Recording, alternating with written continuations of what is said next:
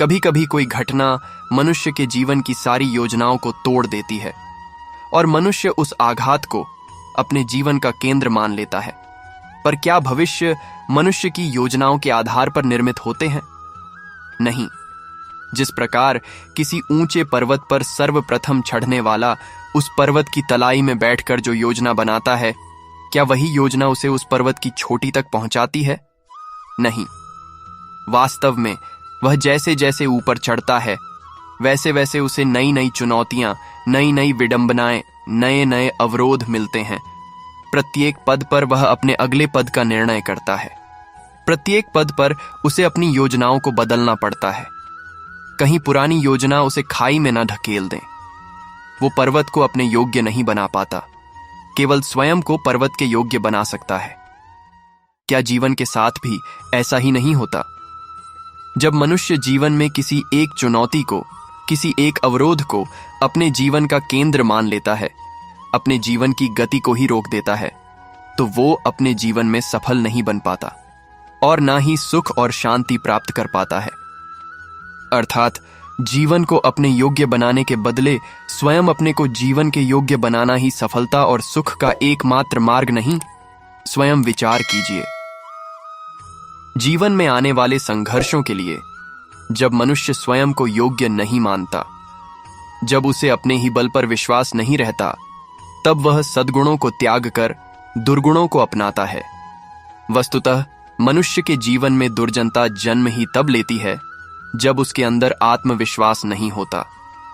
आत्मविश्वास ही अच्छाई को धारण करता है। ये आत्मविश्वास है क्या? जब मनुष्य यह मानता है कि जीवन का संघर्ष उसे दुर्बल बनाता है, तो उसे अपने ऊपर विश्वास नहीं रहता।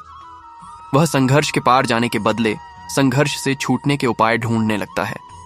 किंतु जब वह समझता है कि यह संघर्ष उसे अधिक शक्तिशाली बनाते हैं, ठीक जैसे व्यायाम करने से देह की शक्ति बढ़ती है, तो प्रत्येक संघर्ष के साथ उसका उत्साह बढ़ता है। अर्थात आत्मविश्वास और कुछ भी नहीं, मन की स्थिति है। जीवन को देखने का दृष्टिकोण मात्र है, और जीवन का दृष्टिकोण तो मनुष्य के अपने वश में होता है। स्वयं विचार कीजिए। पिता सदा ही अपने संतान के सुख की कामना करते हैं, उनके भविष्य की चिंता करते रहते हैं। इसी कारणवश सदा ही अपने संतानों के भविष्य का मार्ग स्वयं निश्चित करने का प्रयत्न करते रहते हैं। जिस मार्ग पर पिता स्वयं चला है, जिस मार्ग के कंकर पत्थर को स्वयं देखा है, मार्ग की छाया, मार्ग की भूख को स्वयं जाना है, उसी मार्ग पर उसका पुत्र भी चले, यही इच्छा रहती है हर पिता की। निसंदेह उत्तम भावना है ये। किंतु इन प्रश्नों के ऊपर विचार करना हम भूल ही जाते हैं। कौन से प्रश्न? प्रथम प्रश्न, क्या समय के साथ प्रत्येक मार्ग बदल नहीं जाते? क्या समय सदा ही नई चुनौतियों को लेकर नहीं आता? तो फिर बीते हुए समय के अनुभव नई पीढ़ी को किस प्रकार लाभ दे सकते हैं? दूसरा प्रश्न, क्या प्रत्येक संतान अपने माता पिता की छवि होता है? हाँ, संतानों को संस्कार तो अवश्य माता पिता देते हैं, किंतु भीतर की क्षमता तो ईश्वर देते हैं। तो जिस मार्ग पर पिता को सफलता मिली है, क्या विश्वास है कि उसी मार्ग पर उसकी संतानों को भी सफलता और सुख प्राप्त होगा? तीसरा प्रश्न, क्या जीवन में संघर्ष और चुनौतियां लाभकारी नहीं होती? क्या प्रत्येक नया प्रश्न एक नए उत्तर का द्वार नहीं खोलता? तो फिर संतानों को नए नए प्रश्नों, संघर्षों और चुनौतियों से दूर रखना, यह उनके लिए लाभ करना कहलाएगा या हानि पहुंचाना?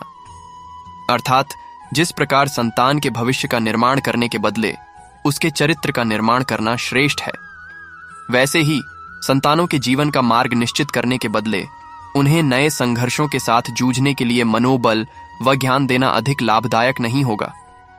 स्वयं विचार कीजिए। वीडियो पसंद आई हो तो लाइक और सब्सक्राइब करें और कमेंट बॉक्स में जय श्री कृष्ण लिख दें।